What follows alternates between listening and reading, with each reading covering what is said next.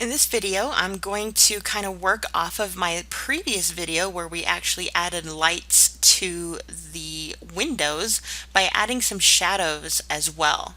So again, I'm really just concentrating on the floor right now.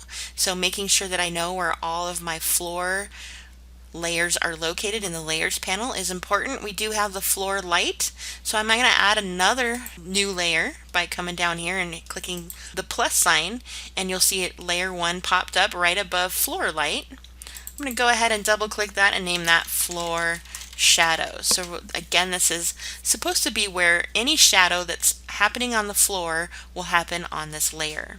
I'm going to zoom in on this chair. Since we already have light there, it might be really good to work on how the shadows are going to play. So a lot of times shadows live in the areas that the direct light is not hitting, and then it casts shadows off of the chair.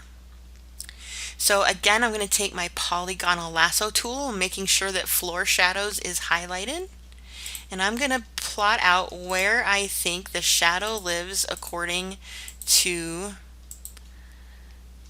the floor. So I'm going around this chair. So there's definitely going to be shadow on this side of the chair.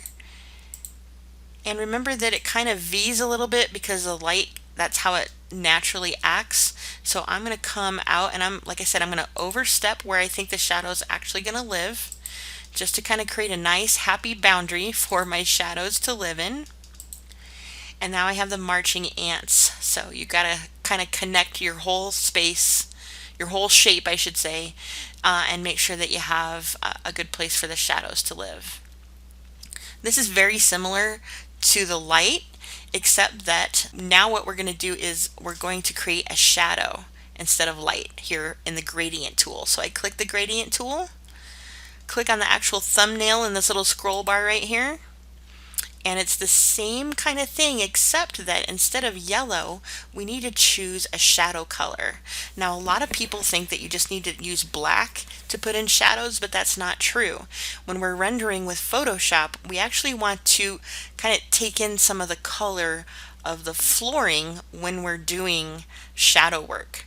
So I'm going to double click right here, and it brings up the color picker. But what I like about the color picker is if I move my cursor off of the color picker window, it gives me a little eye drop, so I can kind of soak up some colors in this floor that might be good for me to help develop a more realistic looking shadow.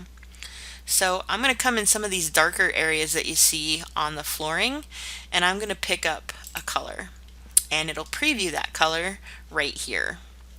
So just click with your dropper to pick up a pixel color, and it shows up as new right here in the color picker. So I'm going to click OK, and it's going to look kind of weird because you're kind of thinking that that's not really what a shadow looks like, but just work with me. I'm going to go back to the color picker actually, and you can see where that color was in this whole spectrum, and then I'm going to drop it straight down. So see how my cursor is a circle? I kind of hover and then I drop straight down. I don't want to go too black and I don't want to go too light, but I kind of want to go somewhere in the middle. So my shadow is now a shade of gray, but it also has some coloring of this wood texture. So then I'm going to click OK. And everything else is set up exactly how I want it. It should fade into transparency. It should, the color doesn't really matter once it fades into the transparency, and everything looks good. So I'm going to click OK. And it's the same exact method. I'm going to kind of come out from where the sun might be, and I'm going to kind of take my handy dandy cursor. I'm going to click and drag and almost hit the last bit of marching ants, and you'll see that it's adding shadows. So again, I can layer the shadows to make them a little darker. You'll notice that the shadow's actually not really catching too much over here, so I'm actually going to come from this direction out here and move my way this way to also start building some of the shadow work here on the chair. So remember that shadows are always darkest when they're right next to the object. Now if I come close to where the marching ants are and I click and drag, you'll see that you can actually get it darker a little bit faster. And I am using the circular tool. So I'm going to actually back up and I'm going to show you how the linear works as well. Sometimes the circular is nice because you can kind of control it a little better, and sometimes the linear is nice because it gives it a little bit more realistic. I'm going to click out here and I'm going to drag it in, just not quite reaching those last marching ants. And it delivers that shadow, and I'm going to do the same kind of thing to make sure that the shadows come in this direction.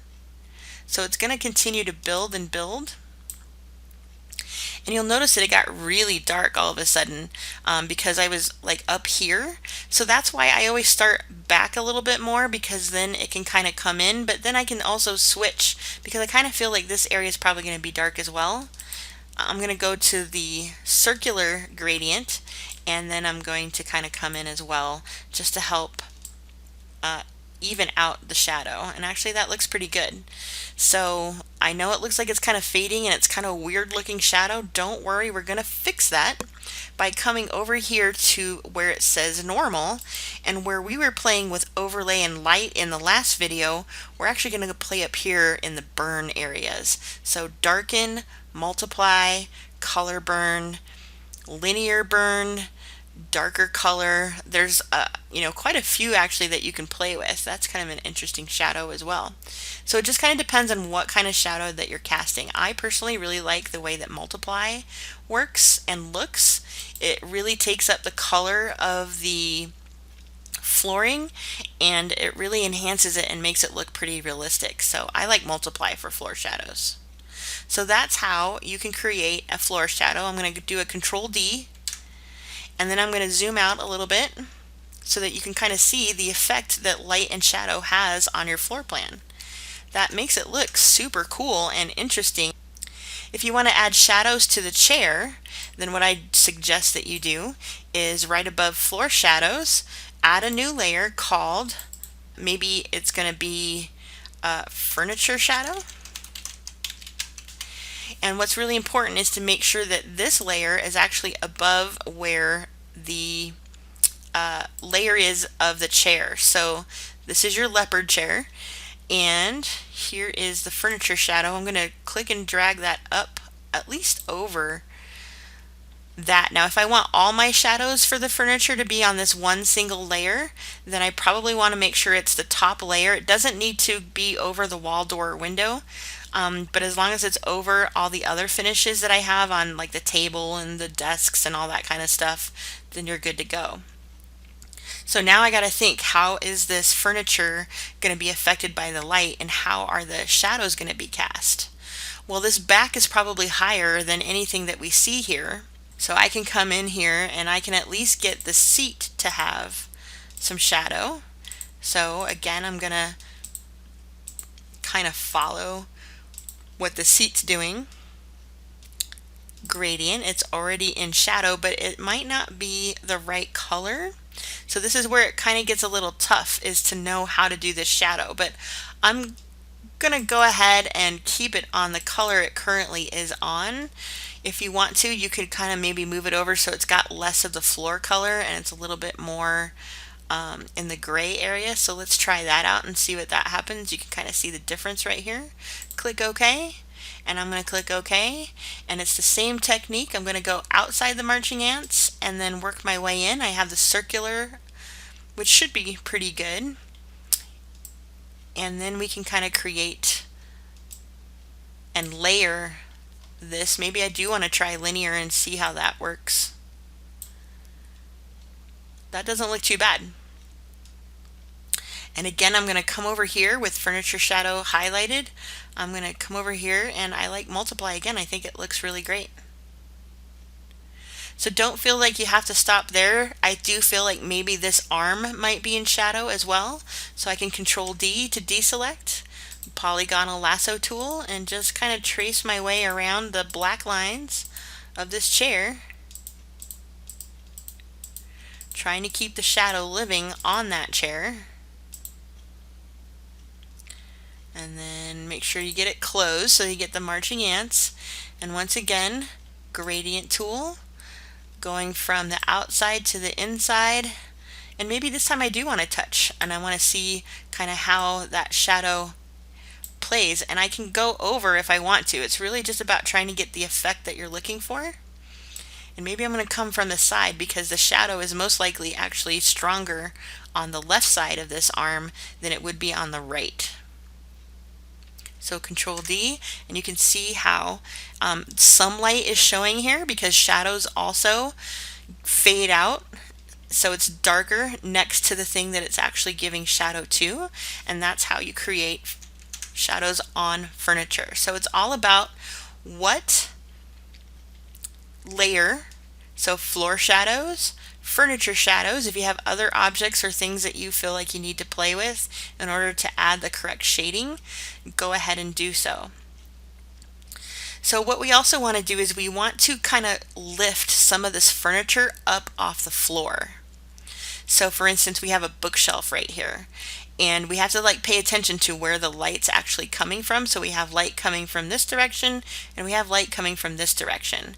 So there's probably going to be a little bit of a shadow that lives right here. So I'm going to go back to the floor shadow because that's where the shadow is going to actually live on, is the floor. I'm going to take my polygonal lasso tool, but actually, you know what? I'm going to actually take the rectangular marquee tool. And I'm just going to draw a little rectangle right in front of it.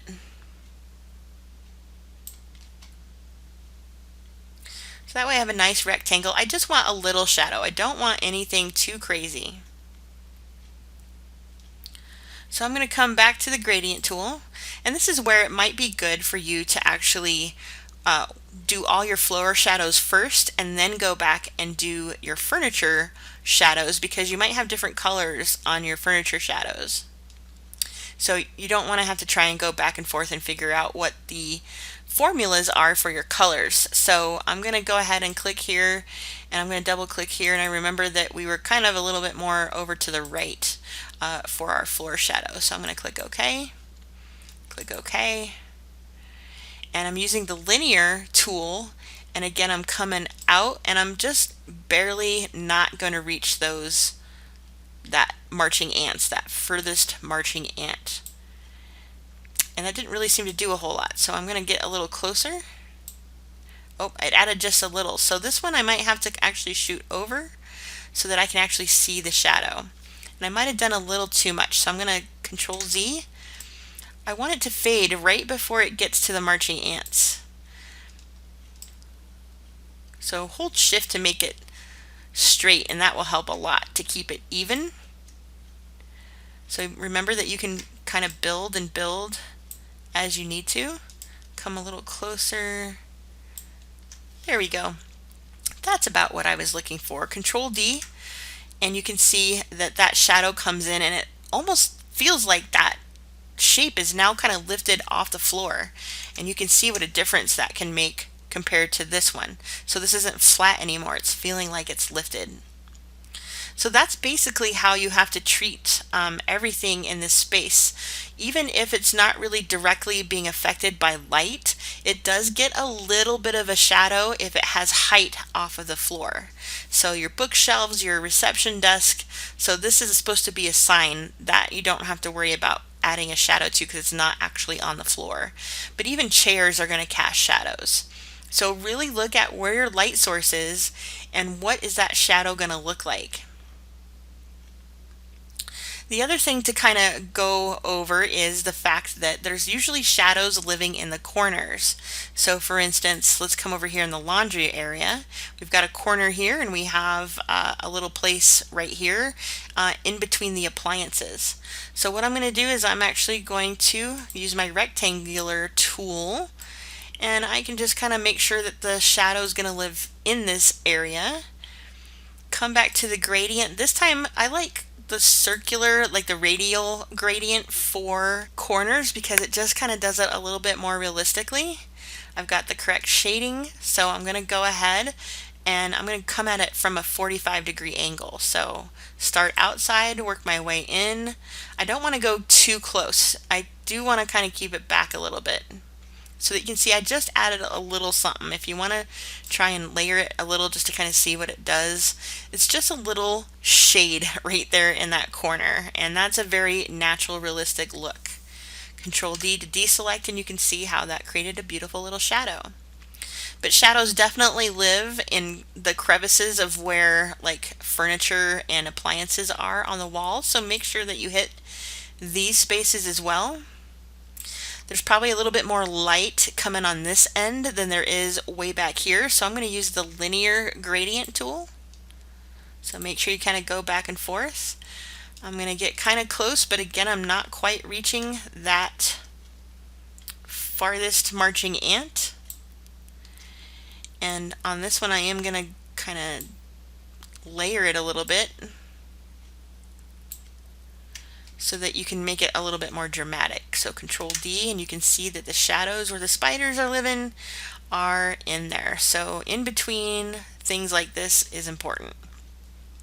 Now if you guys have vanity lights over these little seating areas for the salon, you might want to show some light coming off of it, and then you're going to have to look and see how are the shadows affecting these objects if you have them.